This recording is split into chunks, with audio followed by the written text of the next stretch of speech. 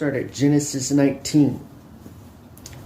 And now the two angels came to Sodom in the evening, and Lot was sitting in the gate. And so gate of Sodom, when Lot saw them, he rose to meet them, and he bowed himself with his face toward the ground. He said, "Here now, my Lord, please turn to your servant's house and spend the night and wash your feet. Then you may rise early and go on your way." The question is that how did he know that they were angels? They must look different, right? And they said, "No, but we will spend the night in the open square." But he insisted strongly, so they turned into him and entered his house. Then he made them a feast and baked them unleavened bread, and they ate. Now before they lay down, the men of the city, the men of Sodom, both old and young, all the people from every quarter surrounded the house.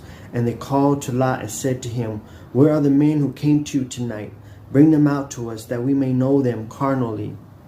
Right? So Lot went out to them through the doorway, shut the door behind him, and he said, "Please, my brethren, do not do so wickedly.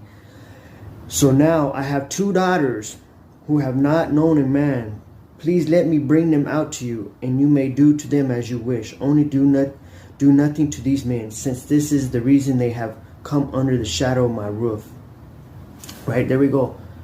Right? He offers his daughter, right? That's not righteousness, right?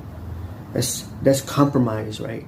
And you see this in all the time, right? When we come to the Lord and we're doing the will of God, but we start compromising, right? Well, I'm not getting high no more, but I'm doing this. It's not as bad. I could do this because it's not that, right? I'm changed. I'm not doing that.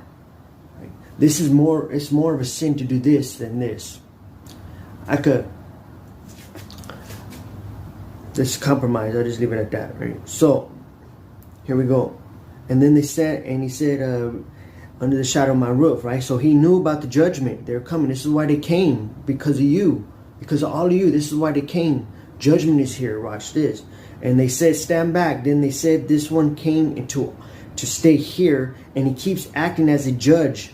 Now we will deal worse with him than with them." So he said he keeps acting like a judge. So what does that mean? He's been telling them. He's been warning them. He's been preaching righteousness.